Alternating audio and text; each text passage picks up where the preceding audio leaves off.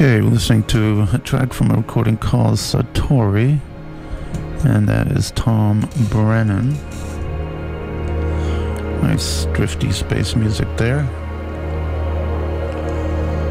And you will tune to 90.3 WZBC in Newton. Victor Robert Venckus here, and it is now time for Expanding Awareness, on which I often most likely do interviews regarding the paranormal. I might feature aspects of holistic health, and from time to time we cover animal rights and progressive ideas and such. And with us live in studio is Andrew Carmen Bailey and Connie Baxter Marlow. They are visionary filmmakers, futurists, and social philosophers who envision a positive future for humanity. They come from divergent life experiences and have reached similar conclusions. The prevailing paradigm is missing important information about the nature of reality. They challenge a number of basic assumptions which have driven humanity's behavior for millennia, and we will discuss what that is. And they also speak from a reality in which the following assumptions are absolute. We live in an infinitely conscious, loving, interconnected, and abundant universe where free will and the power of consciousness create the life we experience. And they also have a book out called The Trust Frequency, 10 Assumptions for a New Paradigm. And we will be speaking about that. And their book and workshop, The Trust Frequency, distills their worldview into a framework which one can live a life in alignment with universal truths and one's inner knowing. They are currently completing a decade-long research project which pulls together the trust frequency concepts in an inspiring documentary, film, screenplay, and book, The First 50 Years, Freedom and Friendship at Plymouth Plantation, which brings honor to the Mayflower Pilgrims and Wampanoag Indian for their role in the evolution of democracy in the American mind and spirit. And so I welcome you both to the program. Great to be back, Victor. Okay. Yeah, good morning. All right. Let's talk about what you actually mean by the trust frequency. And I guess we can outline the 10 assumptions for a new paradigm, which is the name of your book. So the trust frequency, in simple terms, it's a state of consciousness. It's a place we can both aspire to and we can get to if we're operating on the appropriate operating system.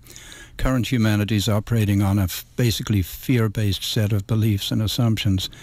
And we took these on as little children before we ever, reached the analytical phase where we could actually consider something and say, do I believe this? Do I want to believe this? We took a lot of stuff on. And current society, which definitely looks like a mess when you look out there, is operating. Oh, really?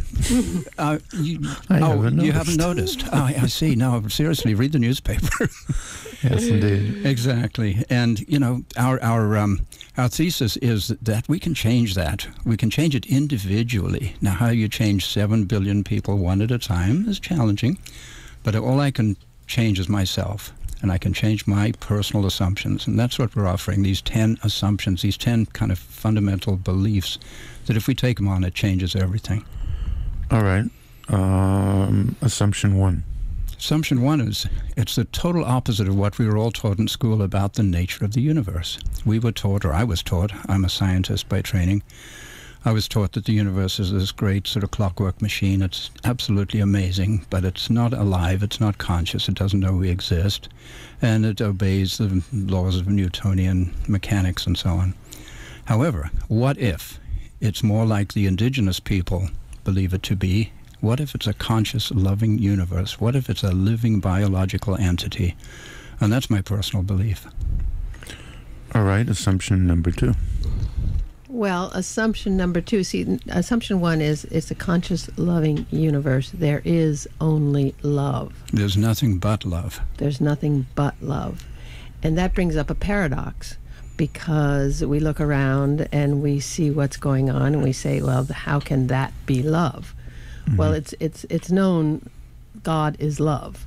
But that's a paradox, because if God were love, he wouldn't be doing this mess. Well, assumption number 2 resolves that paradox, because we don't understand the nature of that love. See, that's our big misunderstanding. We don't understand how loved we are by the unconditional love of the universe, meaning that it gives us everything we ask for. So our beliefs are our requests to the universe. We have 7 A's that break down our consciousness into 7 A's. We call they all begin 7 words beginning with the letter A, right? Yeah, the 7 words that we can check out as to how we believe, what our assumptions are, what our alignment is, what we're aligned with, what our attitude is, what our attention, where we're putting our attention. Our awareness. And our awareness, and then our action. Where do we act from?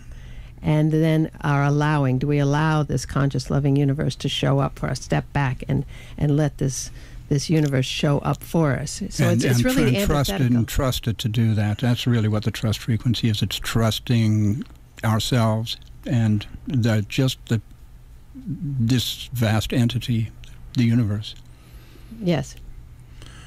All right. All right. Talk to us about the duality, okay? I mean, people are cutting each other's heads off, shooting hundreds of people at a time.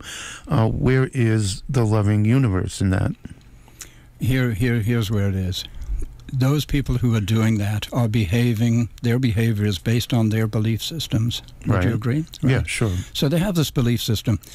And to me personally, some of these beliefs look absurd, but they believe them with a sufficient passion. They're willing to die for these beliefs that look absurd to me. But it's, I cannot change them. I can't be in charge of them. They are presumably doing the best they can with the deck they've been handed. The deck they've been handed, from my perspective, is defective. They're running on a fundamentally erroneous operating system, and it's about time for humanity to wake up and stop behaving that way. These behaviors we see are an inevitable result of the beliefs that they're operating on. And it's all of us, because we've all created this world, and we've all taken on a set of beliefs that now quantum science is actually disproving. There's been a move since Einstein into a form of science that's actually proving that we are interconnected. We are one consciousness, and that what we think does matter. This is cutting edge science at this point, and it's very hard to get the Titanic to turn and move in the direction that science is actually proving. But once we understand that and take that on, that we are one consciousness, we are one people, it is an abundant universe, and we don't have to fight over scarce resources, because what we're saying is that in the higher frequencies, okay, that everything is a frequency, and we happen to be in a basically a fear frequency, and there are certain laws in this frequency. And we're saying that in the higher frequencies, there's another set of laws. It's an abundant universe. Once we move into a higher way of seeing and way of knowing, we're going to move into another reality. We create our reality with our thinking. All right. Now, most people, especially in this economy, are struggling with finances and places to live and stuff. Is it all really like thought visualization to make changes, or are there circumstances now that didn't exist years and years ago? You know, the way we respond to these outer circumstances, that's another area in which we have freedom of choice. Connie and I don't have much. We live on the road in our van. We love our life. We don't have money. We don't have those kinds of resources, and yet our attitude is such that we absolutely love every minute of it. So it's a choice. You know, those of us who are attached to things perhaps we use, a lot of people lost a lot in the material world over this recent economic crash. you know, and you can take that in a number of different ways, including accepting it for what it is. But there's a quote from Henry David Thoreau from the Conclusion to Walden that really expresses what it is we're talking about, and I think that does answer your question. Connie, can you tell us that quote? Sure, I will in a sec. But really, what's going on now? It wasn't okay before when we had comfort and money in our pocket. We were selling our kids down the river to a system that's killing us. I got to admit, it was not okay before this crash, before we got thrown out in the streets and have no money and all that stuff. So what this circumstance is doing is breaking us loose from thinking that that system was okay. Okay? Because it's not. It never has been. It's been out of balance. It's just like a little red wagon that's wheels were improperly put on, and we were rolling our wagon along, and the wagon was going fine, and then the wheels started wobbling, and they started wobbling a little more, and now the wheels are off, because they were never put on it right in the first place. That's what we're getting at, is these core assumptions are erroneous as to the nature of the universe. So we, in our assumptions, our economic system is based on the concept of scarcity. Mm-hmm. I have an economics major, okay? It's the problem of scarcity, okay? In this frequency, there is scarcity, okay? In higher frequencies, there isn't scarcity. When Jesus brought down the loaves and the fishes and fed the multitudes and had 40 bushel baskets left over, you see, he was reaching into another frequency, into the dark matter, we call it at this point, to bring forth abundance we can't even fathom. So we're operating on in this whole frequency, on this concept of scarcity, and so this conscious, loving universe has to show up and bring us scarcity. And that's where war comes from, is from the idea of scarcity and the idea that we're separate from the other. So we have to fight with the other to get stuff so we have power and control, and so our kids will survive. I mean, it's a whole flawed house of cards that the wheels are coming off, and it's a good thing, because it's throwing us into trust. It's throwing us into understanding that things work out one way or the other. They may not work out the way we expect them to, but they work out. We actually get to know our somebody down the street or somebody we've never talked to before, because we're all in this together now. All right, what about, okay, create your own reality. What about fate and free will? A psychic predicts events in the future and they happen. An astrologer predicts events in the future and they happen. So what is fated, and where does free will come into it if a person can't predict future events? So that's precisely 2 of the 10 assumptions we present. One of our assumptions, I believe it's the 4th or the 5th, we say that free will is an absolute law of the universe. Free will. That sounds yet another paradox. We keep bringing up these paradoxes and we keep resolving them, because, as in Connie's terminology, circumstance, out of circumstance, is what guides us. So we think we're headed one way. I'm going to go to college and I'm going to do such and such, and I have a plan and I've laid out my life. Circumstance steps in and changes everything. So there's this kind of interesting balance between free will, circumstance, but it's not predetermined. Time itself is flexible. So if a psychic goes into the future and sees something, there is only now. It's another one of the assumptions. There's only this moment. There's nothing but this moment. Nobody's ever been able to identify 1 second in the past, 1 second in the future. So it's all present. And some people seem to have this ability to, look into what we think of as the future, but it's actually now. And what we say is that circumstance actually loves us more than we do, because we think we've been conditioned in this lower frequency to think that there's only certain results of certain actions, and that we can only have this much because it's a scarce universe and we have to fight to get it and work hard and all that stuff. Those are the rules of the lower frequency. Okay, so we say, because one other way that we resolve the paradox that you talked about of free will and determinism, and that is that we say we define humanity as a collection of divine, autonomous, sovereign beings who choose to incarnate on earth with a purpose and a gift on the soul's journey to wholeness. Okay? So that's our overarching act of free will. We said, I'm going to planet Earth. I'm going to go on a journey. I have certain lessons to learn, certain things to experience so that I will move more fully into self-love, self-acceptance, and integration with all that is, the wholeness of all that is. So we come down, we incarnate into a family, into circumstances, into a war zone, into a famine place, whatever, into an abusive family, whatever it is, we have chosen that. It's all free will. We say absolutely. For this construct to change anybody's life, one has to take it as absolutely true. We're not saying it is absolutely true. We're saying take it on, see what it does to your thinking, what it does to your reality. Because I want to tell you, it sets you free. It's very liberating, yeah. I still would like Connie to quote Thoreau on this subject, because it really is a summary of everything we're talking about, and it comes from 150 years ago from Henry David Thoreau.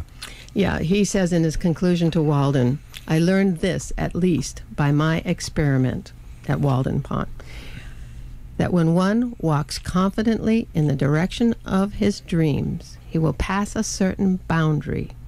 He will experience a success unexpected in common hours. The laws that apply to him will be expanded, or new laws will be made in his favor, and he will live with the license of a higher order of beings. Okay, so that's what we're talking about. Moving, having the free will to move our frequency, to walk in trust. Walk confidently in the direction of your dreams. You pass a certain boundary, and the world changes. Your reality changes, and you actually contribute to the collective consciousness because we're all connected. Okay, I want to remind you that you're listening to Expanding Awareness, and this is Victor Robert Venckus, and with us live in studio is Andrew Carmen Bailey and Connie Baxter Marlow, authors of The Trust Frequency, 10 Assumptions for a New Paradigm. And if you want to give a call here, do so at 617-552-4686, 617-552-4686, and we could talk about changing the paradigm into something new and changing your thoughts, and we can discuss philosophy here on the program, and we're going to take this call now. Good morning, you're on the air with Connie and Andrew. Hi, Connie and Andrew. I've been listening to what you've been saying about the 10 assumptions. Hey, good morning. Hi, and I want to ask, what examples, or is there one great example that you can point to of where all these things worked in society now? Current society. Yeah, that's a really good question, and that's a really challenging question for this reason. Society, as long as we can remember, has been operating on what I regard as a defective operating system. Until we actually accomplish the upgrade and change our minds, change the contents of our minds, which is simply our beliefs, our opinions, they turn out just to be opinions. A paradigm is simply a set of assumptions. An assumption is a belief we don't question. And this is something that changes very slowly over time. Historically, scientifically, for example, Einstein came in with a completely different take on reality. And 100 years later, we're beginning to understand the consequences of what he was talking about. So I am not certain that I can point any of us to a paradise where life has actually been lived this way. Well, Weren't there small events in the 60s? I mean, wasn't there a consciousness change? Okay, yeah, all right. Society. Andrew lived it, actually. Yeah, I would say, you're pointing to the most... I think we're all part of that Woodstock Yeah, generation. okay, I'm with you there. You could say, okay, sorry, I was trying to find a human community that existed in some country, it was, whether it was the Bushmen of the Kalahari or whether... even if it only lasted for 3 days in Woodstock in 1969. Yeah, I'm with you. August 15th, 16th, and 17th, we're celebrating next week. Was that an example of people following these assumptions, do you think? Yeah. And you know why? Our book's called The Trust Frequency. And all of a sudden you had 500,000 people gathered together, tripping on psychedelics, etc., and trusting each other and trusting themselves. And everybody behaved pretty much impeccably for that entire period of time. That was extraordinary. But also, there's like Findhorn over in Scotland. Yeah, I don't know if right, you've ever okay. heard of that, but those people worked with the angelic realms, the divas and stuff, and made vegetables that, these huge vegetables, and all this magical stuff happened on the sand. I mean, I want to tell you, the laws that apply in this frequency are only in this frequency. Okay, so we moved to a higher frequency. Those folks at Findhorn were operating in a higher frequency, and it looked like magic. They were in touch with the angelic. Yeah, and you know certain individuals who seem to have a blessed life. Okay, the things just work for them, and money just flows to them.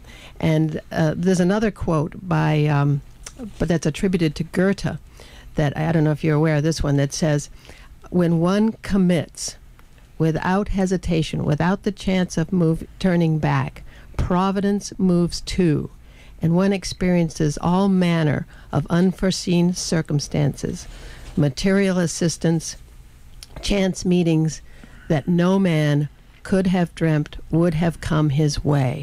Okay? In the higher frequency, we can't even imagine what's there, but we have to walk into it.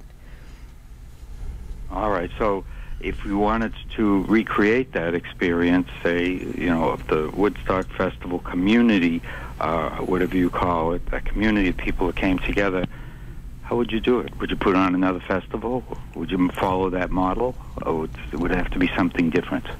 Yeah, I think it's really hard to replicate an event like that. It's been tried a lot of times, and you remember what happened with the Rolling Stones out in California with Altamont, a whole different event, different vibratory level, different drugs. People were just in a different space. They were in a different spiritual state. So I think the lesson so many people took away from Woodstock is that it is possible to live this way, and we ended up with all of these beautiful attempts at communes, communal living. A lot of people started going to India. People started living in ashrams. People really did begin to behave differently to others and to the world around them because their belief system, their fundamental assumptions about the nature of reality shifted back there in the 60s. But also, I'll tell you something, this country was actually founded by people who had a vision for humanity. Our Constitution, the Declaration of Independence, everything is a vision of what we can be. And right on our coins it says, "In God we trust." Okay? We cannot get to what the United States founders dreamed of for humanity in this fair frequency. We have to move into a higher frequency, into trust, and it's remind us right there on the coins. And it all started with the Mayflower Pilgrims. This is the work we're doing right now, is the Mayflower Pilgrims and the Wampanoag Indians right there in Plymouth, Massachusetts for 50 years, kept a peace treaty and lived in peace and friendship and had an intercultural exchange that created the American mind and the American spirit and ultimately became this vision for humanity, and we're moving in that direction. Nobody's accomplished it yet. The great law of the Iroquois came forth into the Constitution, but nobody's lived it yet on the planet. It's up to us right now to do it. All right, great. Well, keep up the good work. Okay. Thank you. Thank you so much for calling. Thanks a lot. That was a great You can go to our website, thetrustfrequency.net, and send us an email, and we'll be in touch in the future and check out our other work. All right, great. Thanks for a lot. calling. All right, the number again is 617-552-4686. Good morning, you're on the air with Andrew and Connie. Hi there. Good morning. Hey, I've really enjoyed your what you guys have been saying, and you really expressed really well a lot of the ideas that I also have. And I wonder if you guys have ever read a book called The Economy of Cities by Jane Jacobs. And the reason I ask that is in the beginning she describes how basically city-based trade started. And it's a really interesting insight. It arose in some places, and there are other people who kept in the balance of living off the land. Like for example the Native Americans. And so I think that a big part of what we're dealing with, that other and everything, I think a lot of that comes from living outside our bounds, with nature, and exploiting nature so that we can live out in a larger capacity. So I need to define that a little bit better, but then we would be living if we just lived in sort of hunter-gatherer balance with the earth. Well, frankly, what's your name? My name is Helena. Hi, Helena. Frankly, we're going forward into a higher frequency. We call it the evolutionary upward spiral. Mm-hmm, yeah. So going back to anything isn't in the cards. It's going forward into something we can't even fathom. I agree with you about that. But it's just very interesting. I just recommend, for your own personal, just if you haven't read it, I'd really recommend it. Even if you just read the beginning, it's very interesting. Thank you very much. It's called The Economy of Cities?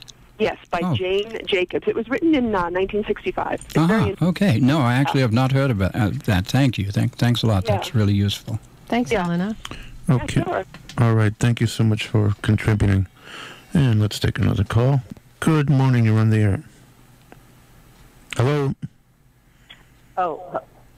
Yeah, you're going to have to turn down your computer or radio. It's my radio. Hold on. Yeah, okay. Right. Even though we enjoy the psychedelic effect. Right. All right. Okay. So I'm really loving hearing what you folks are saying.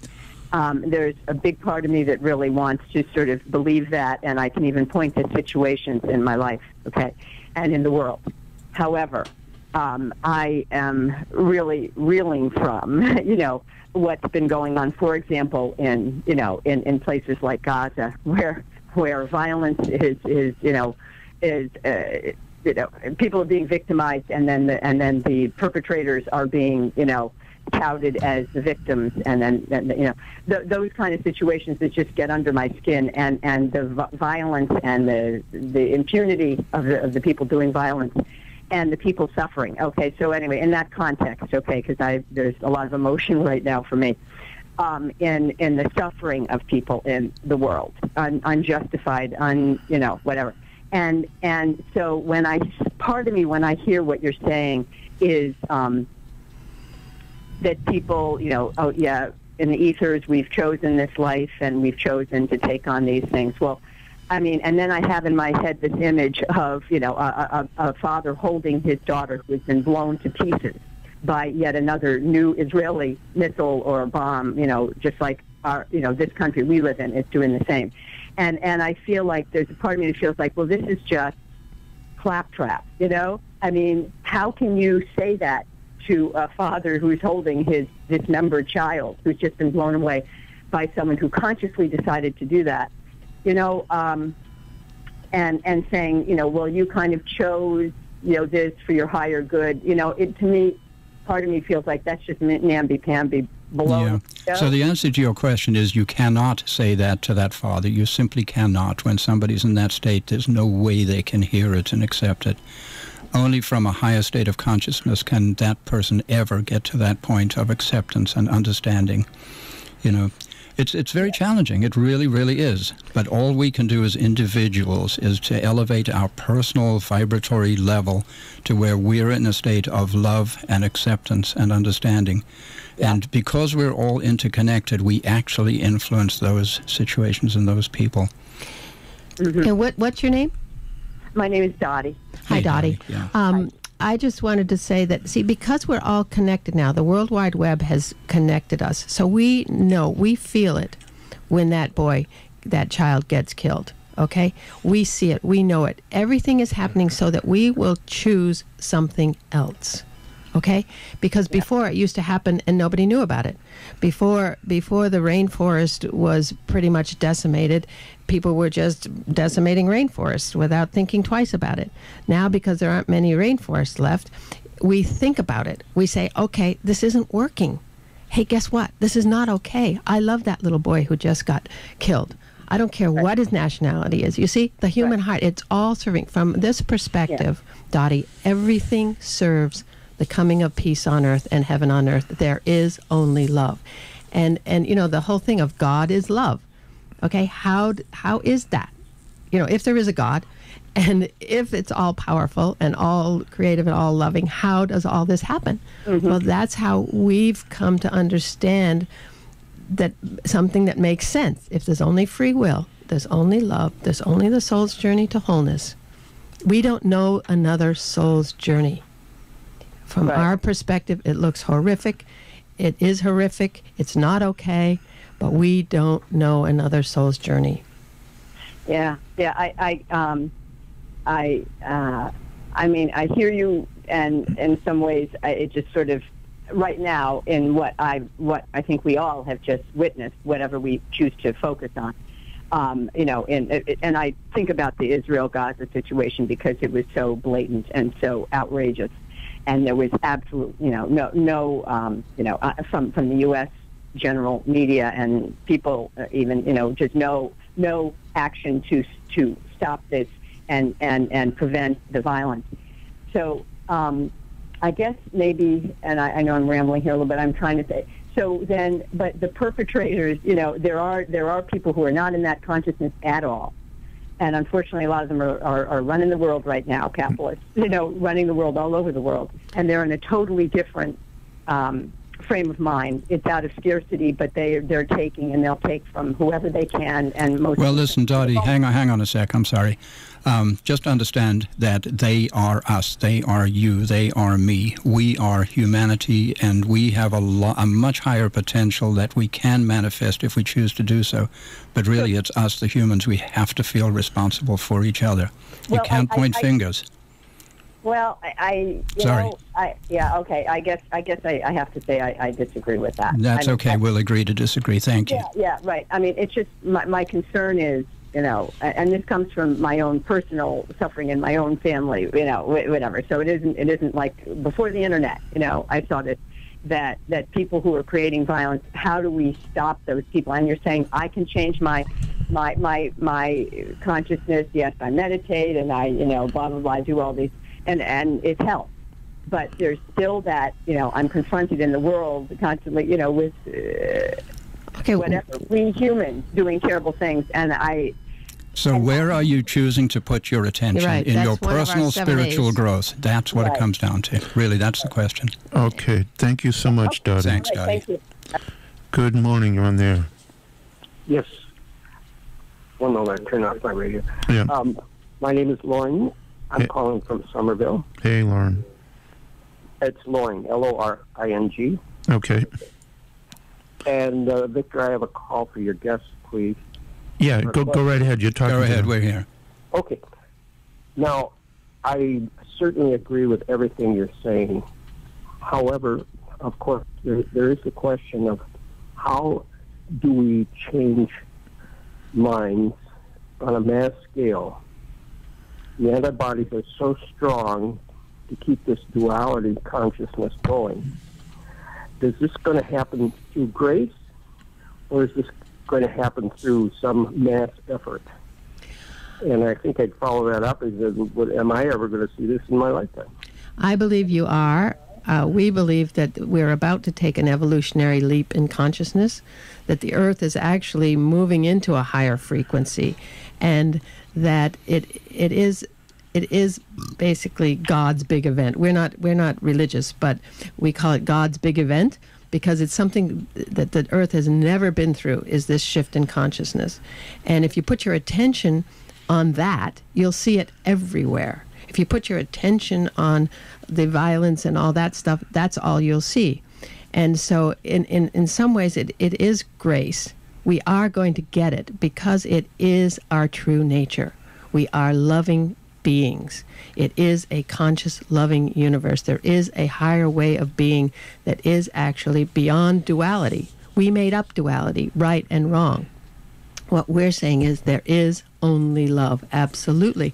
And it is our true nature, so we're going to get it. You can get it in the shower, you can get it driving on the freeway, sitting in a traffic jam. You know, it is our true nature. We're just going to get it, and I think that's what one calls grace. Isn't it? Well, that's certainly a great note of optimism. Yeah, we are optimists, we have to confess. Now, what do we do in the meantime? In the meantime, I think we work on ourselves and monitor our thoughts and monitor where we're putting our attention and monitoring the degree to which we are trusting the universe, trusting ourselves, trusting circumstance, trusting reality. And by doing that, everything actually shifts. Even the identical circumstances, the same events, will be experienced from a different place, and we will not suffer the way we suffer when we're doing it from that, when we're encountering life from a lower vibratory, state.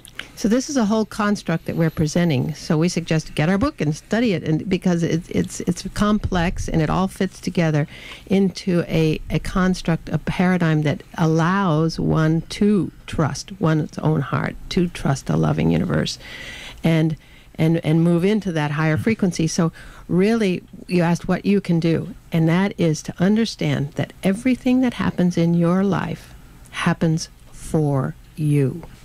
Okay? Well, everything. So when you start blaming... It doesn't happen to you, it happens for you. It's such a different take on reality. So this is the work, okay? That's well said. If I may say one thing, I'm working with a group now that's working on this whole thing, and it's not easy to get it.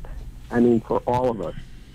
To get out of the duality into a new way of perceiving reality is no small thing. Exactly, but let me tell you, the key is your own subconscious, your own unconscious, to work and see that everything that comes in your life comes for you, to teach you what is sitting in your unconscious that you don't even know is there, that has you separate from your true self.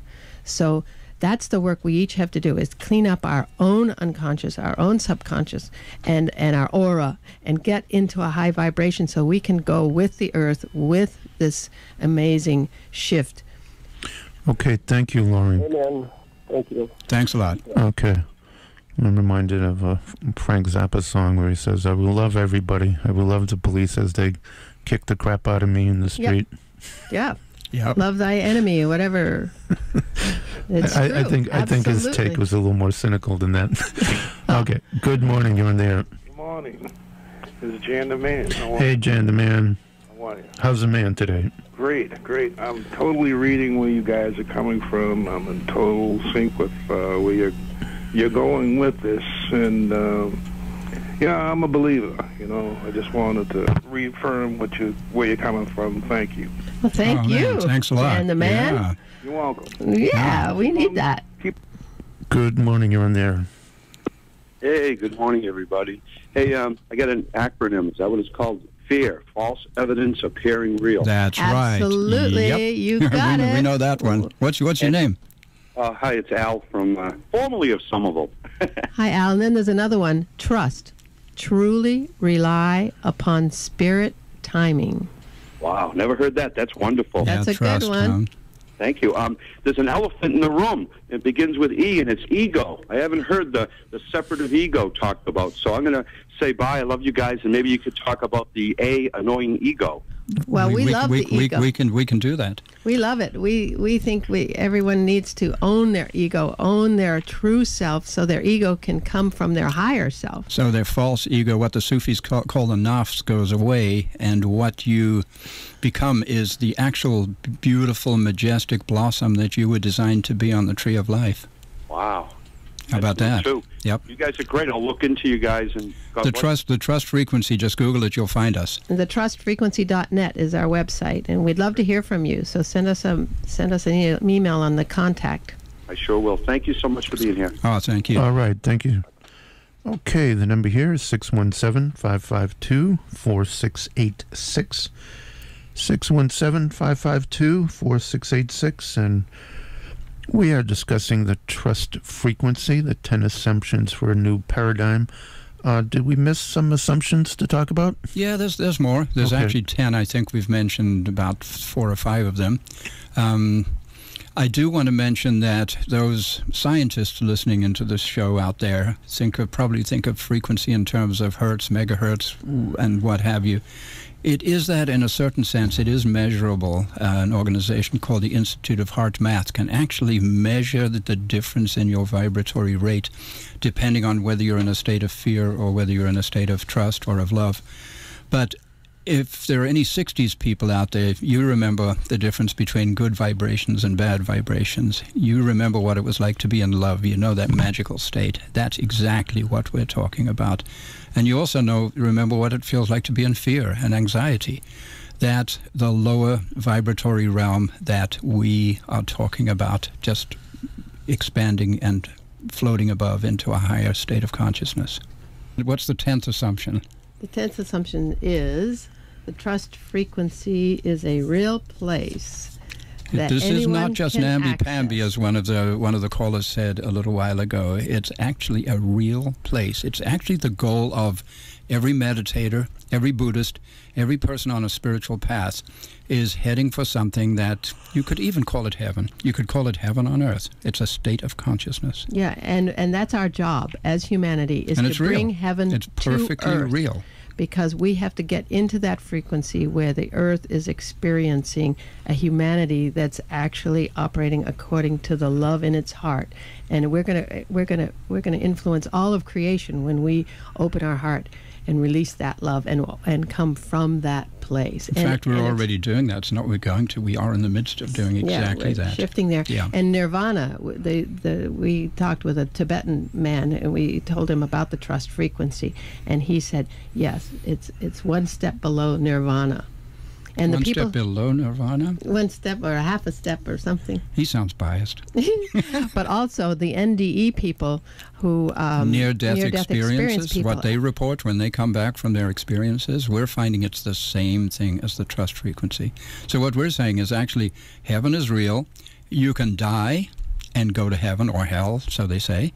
You can have a near-death experience and go and die and go and have these extraordinary encounters and come back and tell the story. Or, third option, you don't have to die to get to heaven. We call that the trust frequency, and that's the work we do. We're working on showing just regular folks how to get into a state of being that is, it's heaven. There's no difference. So you asked Victor about our current project. Yeah, so on to our current project. Yeah, and it's very much involved with this trust frequency concepts, because the Mayflower Pilgrims lived according to a trust-based paradigm, a providence-based paradigm. The founders of America, it was a providence. We turn it over to divine providence. They knew there was something higher, some place to go if we acted accordingly. And the Native Americans have a trust-based paradigm that's connected to all that is. And so we're bringing that all together into finding the source of this vision that coalesced here in New England, right here, and coalesced into something that humanity has yet to achieve. And that's our challenge to humanity now is, okay, all the ancestors have gone before us. They've had these visions from all races, all time, and what are we doing with it? They died for it. They had the vision, and what are we going to do with it now? And that's what's up for us. And have you explained what the current project is, or what it's called? The current project is the first 50 years, freedom and friendship at Plymouth Plantation. And we are actually launching a new Indiegogo campaign, crowdfunding campaign very soon, to help us, fund us, because we're doing a documentary film, a screenplay, and a book on the subject, because there's so much misunderstanding and misbelief around this first 50 years. It's astounding what's going on out there. If you Google the real Thanksgiving at Thanksgiving time, the pendulum has swung from leaving out the Native Americans and only bringing them into that story around the Thanksgiving feast in Squanto. They just got totally left out of the whole thing, and the key role that they have played in the evolution of democracy and the American mind and spirit. It's just a crime that they've never been acknowledged, and now the pendulum has swung to the other side, where there's a demonization of the Mayflower Pilgrims, and in an effort to honor the Indian, but there's a high road to take out of this mess, because there's so much misinformation out there that has really brought this origin story into such confusion that nobody knows what to believe anymore. And it's really a magnificent time, and it's the beginning of America, and not the beginning of America, the beginning of the United What States. became the United States. Because America existed long before the Mayflower Pilgrims. But these were extraordinary people, different from the Puritan, and they lived in peace and harmony with the Native American for 50 years. For half a century. It fell apart later. And that gem at the founding of this country has been kind of covered over with a lot of misinformation, like really poisonous misinformation.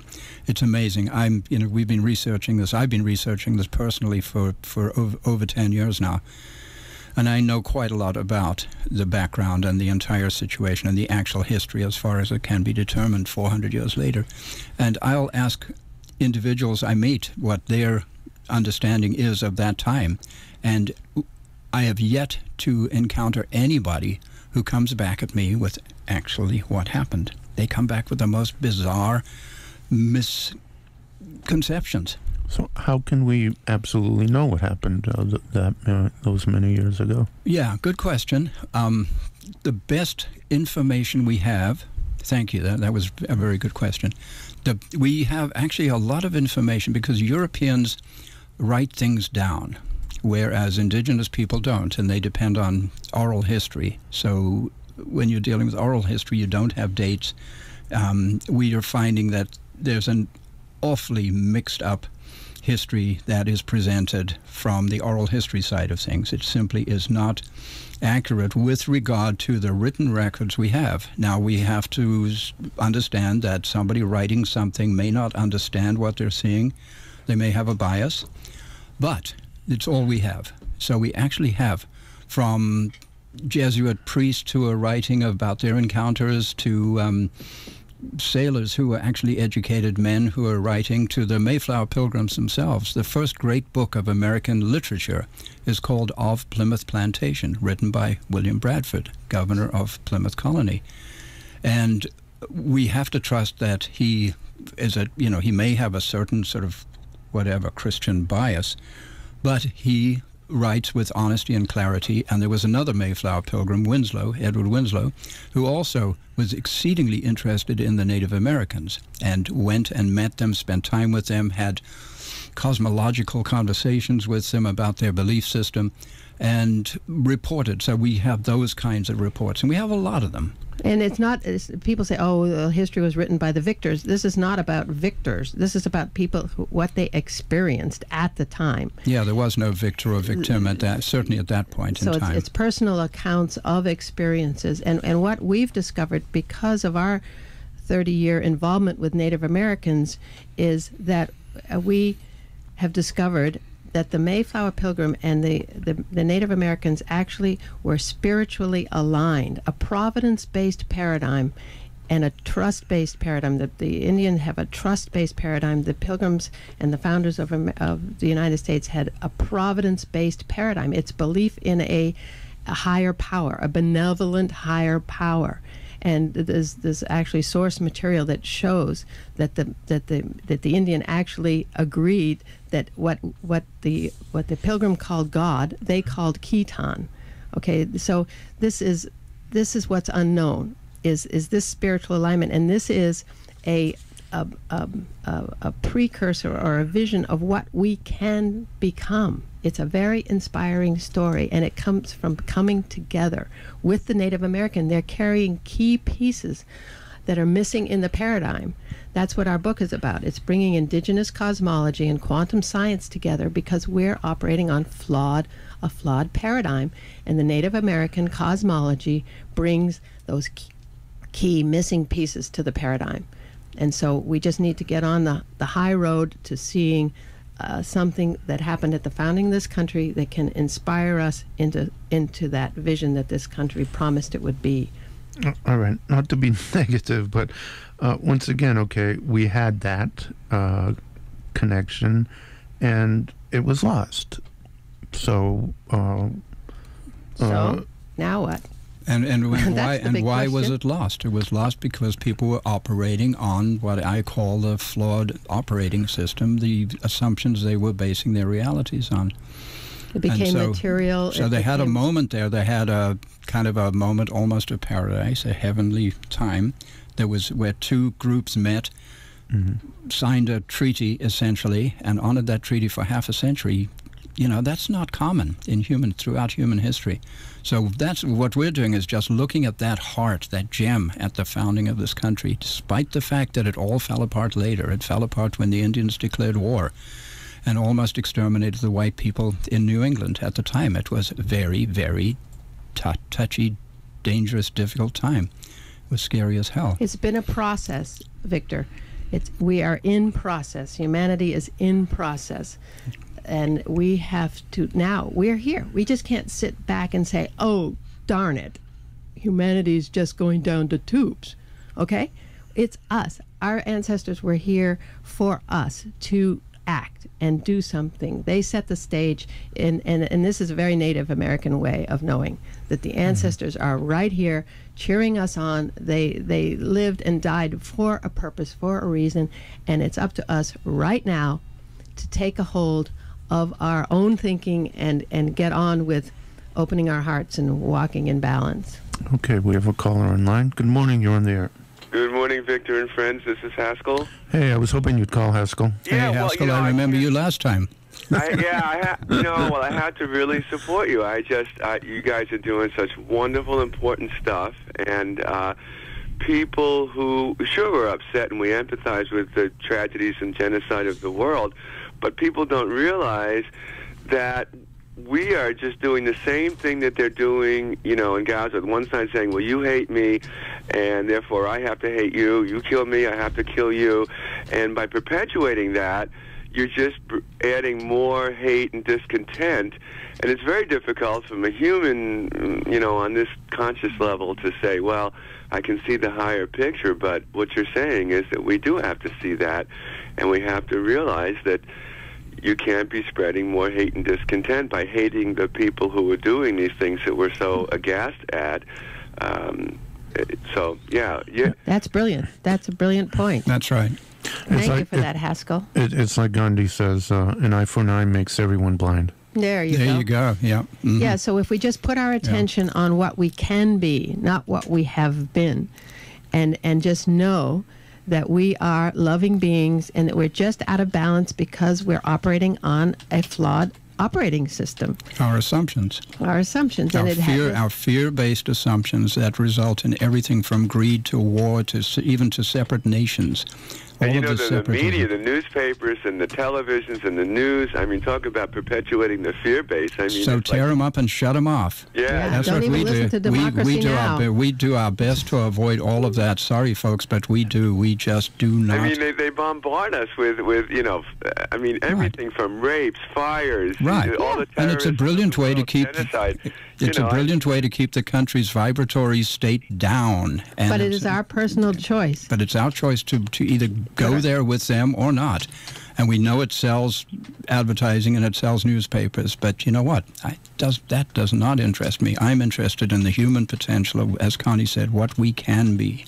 And the interesting thing is people do want to empathize with all the, people in tragic situations around the world. And what we need to know is that the way to do that is not to hate what's going on there, but to send love vibrations there, and to have love within our own life, and spread it around in our own little sphere of influence, and literally meditate on it and send it over there. But it's got to be the love vibration, not the hate of the people. That's right, Haskell. Beautiful. There are scientific experiments that are being done by organizations like the Institute of Noetic Sciences, where they had 4,000 people meditating one July in Washington, D.C., just sending that place their love, and the crime rate went down precipitously. It worked. They documented it. I mean, it could have been coincidence, but it's very, very unlikely.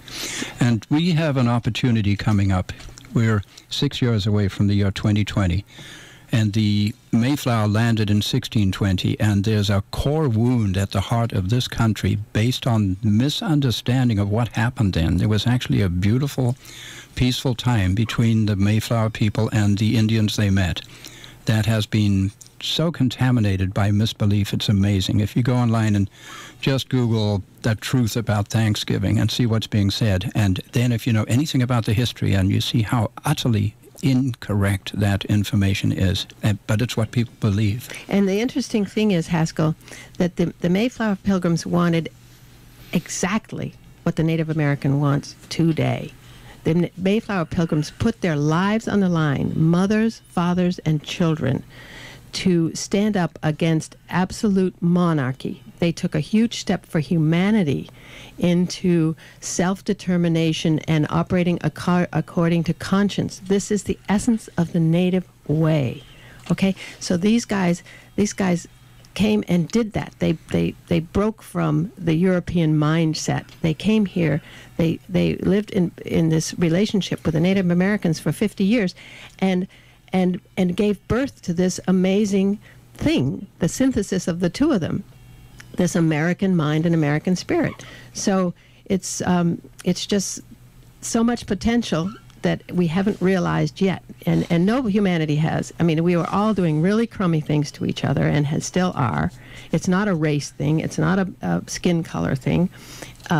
So we just need to get on into the light and acknowledge our shadow. Every race has to acknowledge its shadow. The white race's shadow has been put in their face by Howard Zinn and Noam Chomsky and all that. So that's good. That's all good, because we've got to recognize our shadow. The Native American has to recognize their shadow for what they were doing long before we got here, as far as how they were interacting with each other. And we just all have to acknowledge our shadow and move into our light. And until we do that, we're prisoners. Amen. Well, it's great that you're bringing all this, to our attention, and hopefully people can take another fresh look at what happened 400 years ago. But I guess, are there going to be big celebrations, I guess, on the... Yes, there's going to be a huge event in the year 2020. Thanksgiving 2020 is going to be huge, and it's going to be controversial, because there's a lot of anger leveled at the Pilgrims and the descendants of the Pilgrims for things they did not do, for crimes they did not commit. So that's going to be controversial. It's interesting. I remember back in 1992 when everybody was getting ready for the 500 years of Columbus. Right. And then within the 5 years before that, all of a sudden, all the kind of things that he did that were on the negative side came out, and all the celebrations were either canceled or modified because people thought, wow, Columbus wasn't such a nice guy. He did bad things to the natives. And so it'll be interesting if, as we approach this 400th anniversary of the Pilgrims, that a whole bunch of new information comes out and we kind of think about how a different perspective on them as well. Yeah, the fact is they were impeccable. The Pilgrims themselves and the Indians that they signed that treaty with, they behaved toward one another impeccably. As long as the original leaders were alive. Yeah, okay, William Bradford and Massasoit. Same way. Okay, and what we're saying is that a visionary leader can take their people to a high level. Okay, and this is a prime example. They had a vision. They did it.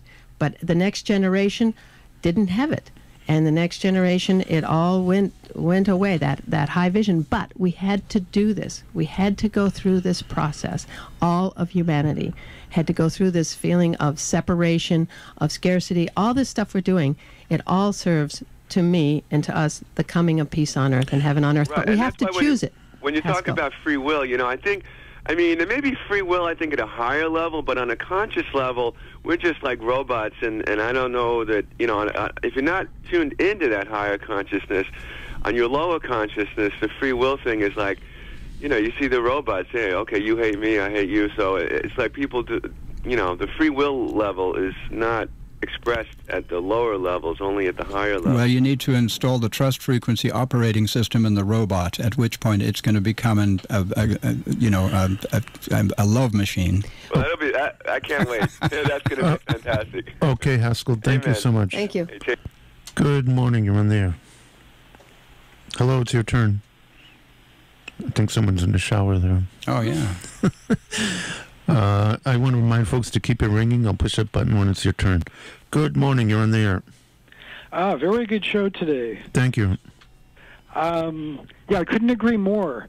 I would like to make one point about emotions. It's my understanding that any emotion expressed in the moment is a positive emotion, and any emotion, including love, that isn't expressed in the moment is negative. With all the meanings that those words have. I'd like to just say to everybody out there that, just stay with it, that it is happening. That's my opinion. And there's one nice way that things work in this phenomenon of holism, which is the stages of being, the qualities of being in a state are also the steps of getting there. So, in a sense, it takes us out of time-space, even when we're in regular consciousness, which is to say, act as if, it's what sort of a paraphrase of that religious thing, act as if you are, and stay in process. Rather than, because we are creating a very new thing. We're not creating something that we remembered that we had before, although that's also helping us. So we're creating this as we go every day. That's right. Absolutely. And you can't use cliches or common, familiar knowledge to look for it. Right. Absolutely. So keep up the good work and trust. Thank you. Thank you so much. You know what they say about trust, that if you trust yourself, that alone can be all the technique that you need. Now, not everyone is that good at that, but that alone can be enough. And we say trust the loving universe. And we're giving tools for people so they can trust themselves and can trust the loving universe. You are tuned to 90.3 WZBC in Newton, expanding awareness here. And my guests for this program are Andrew Cameron Bailey and Connie Baxter Marlow, author of The Trust Frequency. Good morning. You're on the air. Hello. You is on the air. Yeah. Oh, somebody has to turn down the radio. Sorry. Oh. This is Dottie calling back. And, hey, Dottie calling back. Yes. And been listening intently, and I basically understand and how do I put it?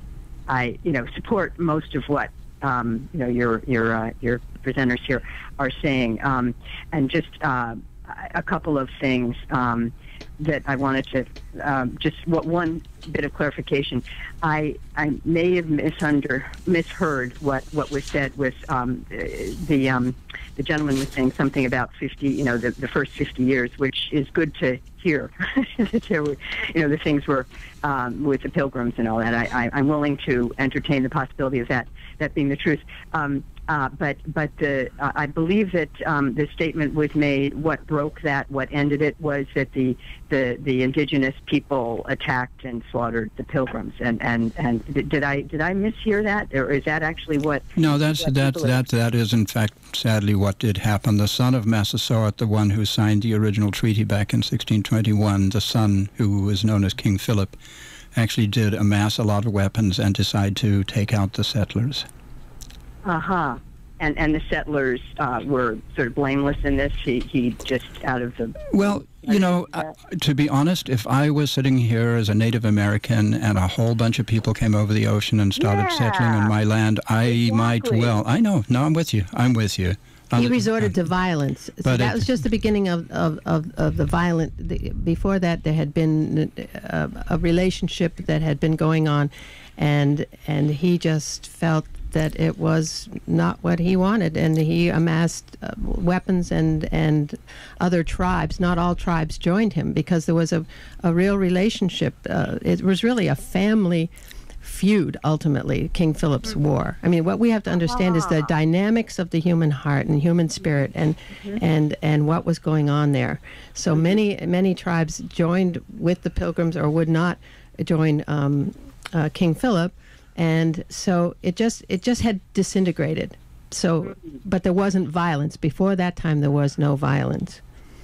Even the violence of stealing, because I had understood the Pilgrims had stolen, food and along his land. That's not. No. Okay. No. Well, they came in and they did a couple of things that I would not have advised them to do. They did take corn at their very first time they came on land. They found buried stores of corn and they took it, and they shouldn't have. But they said at the time, we will pay for it, and they ultimately did. And they did. They found who it belonged to, and they recompensed them. But still, that was actually a bad move. That's not how you befriend people when you show up on their doorstep. Absolutely.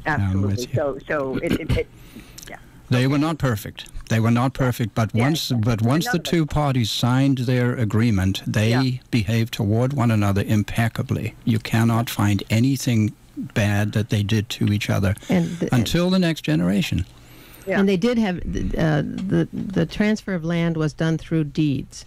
Okay, very meticulously done through deeds, and King Philip actually, and Alexander, his older brother, Wamsutta, they were actually selling land to others, and that's why they were brought into court in Plymouth, because they were selling land outside of the jurisdiction of the. But that's a whole other thing. Yeah. But anyway, just it wasn't. This whole land thing is a very big deal. It's a very complex story. I've been researching it. I've become quite a historian on this subject, and what people believe, on the whole, is simply so far from being true. There's little bits of truth that are scattered around and among, but it's so misunderstood. Well, okay, so thank you. Okay, thanks. And can I say one other reference that when you're talking about the ancestors, it's very moving. And I'm sure you're familiar with Joanna Macy and her work. Somewhat. Somewhat. She's a Buddhist practitioner, scholar. Anyway, she has some incredible, how do you put it? She does a lot of workshops on grief and how to deal with the coming, kind of collapse of, what's happening on the planet and the, Mother Earth and what we've done, and all that. But going into our own, in order to deal with that sort of on the emotional, dealing with the despair and all that, because obviously, as you say, we pushing things under, if they're there, doesn't work. But to go to acknowledging if there's despair or fear or whatever the negative, absolutely, as well as the positive. Anyway, some of the imagery that she uses is she does vision, what do you call it, vision affirmations, and there's another word for it, but basically just visualization. Yeah, I'm aware of her, but honestly I don't know her work, so thanks, that's a good reminder. I'll check in on Joanna Macy. Yeah, and a reference is if you go to dharmaseed.org, which has you can stream a lot of Buddhist talks by various Buddhists, and she did some workshops at, I think, Spirit Rock, which is a Buddhist center in California, and you can stream it, and it is so moving. And she has these, does these images of the ancestors down through history and connecting to their energy. And it's very moving. Yeah, beautiful. Thank you. Yeah, thank you so much for your work. Okay, Dottie. Bye, Dottie. Call the show anytime. Right. Okay, if people dial up the trustfrequency.net, what do they see? Well, they see our 10 assumptions, they see information about the book, they see information about our film, In Search of the Future. They get some background on us personally. They can purchase our products, but our films and books. Our film, In Search of the Future, we actually gift it with our book. If people order our book from the website, they get a copy of our film, In Search of the Future, What Do the Wise Ones Know? And that is with indigenous elders from Africa, the U.S., and Mexico that we've known for 20 to 40 years, and various other folks that we've known on the origin and future of humanity.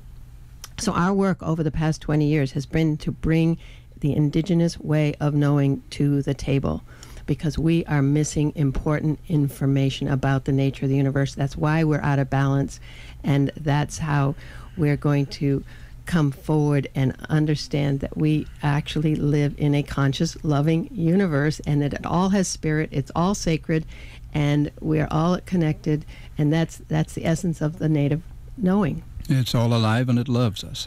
Now, I know you can't speak for all natives, certainly, but do some natives resent white guys and girls joining their ceremonies and performing various rituals that are specific to natives? We're not talking about rituals And, here. you know, we only go to ones. I mean, we attend powwows. We've done a lot of sweat lodges and so on. We only go where we're invited, where we're welcome. But, so I don't know. There may well be that. I can understand that if they want their privacy and hold their traditions. But this is not about ceremony.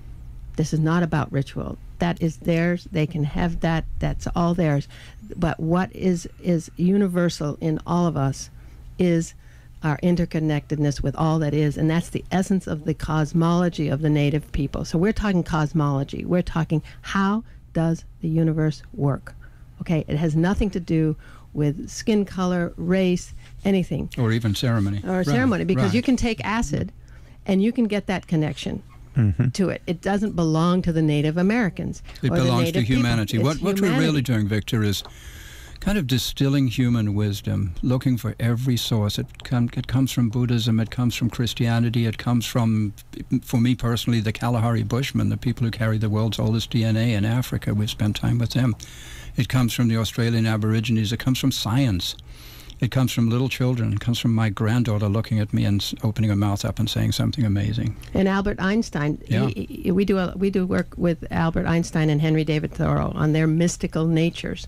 Okay, we all have a connection to all that is, and Albert Einstein and Henry David Thoreau came from that place and changed the world. Everyone who's changed the world has come from that place in themselves. They haven't gone away and gone into a cave and drunk water and eaten bread, and they've stepped up and changed the world. And so we bring that to the table. We present at the Thoreau Society a piece that's called Thoreau and Einstein, Two Mystics Who Changed the World, and showing the parallels in their lives. Einstein had never heard of Henry David Thoreau, but the astounding parallels in their lives and how they saw education, war, government, racism, how they saw that. We bring that out in these presentations.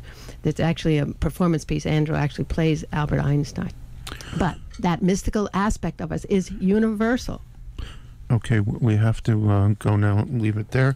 All right, if you want to talk to Andrew or Connie off the air, give them a call at the other number, 617-552-4686. It's 552-3511, 617-552-3511. And if you get a recording, hang up. That means the line is engaged. They're talking to someone else. And dial it up again. 617-552-3511. Thank you very much for expanding our awareness regarding the trust frequency. Thank you for having us. It's been really good. Go to the trustfrequency.net. Yeah. Yeah, trustfrequency.net. And remember, trust the loving universe. That's the 4-word instruction manual. All right. Thank you very much once again for being on the program. And you are tuned to 90.3 WZBC Newton. And join me for my summer job Tuesday, beginning at 7, running till noon, for what I call the clairvoyant turntable show, music from different genres, different eras, and also from on Tuesday from 11 to 12, I'll be presenting Sounds of Dissent, music, topical music from various decades and various styles as well. And that'll do it for me. Enjoy your dreams, folks, and join me again next week.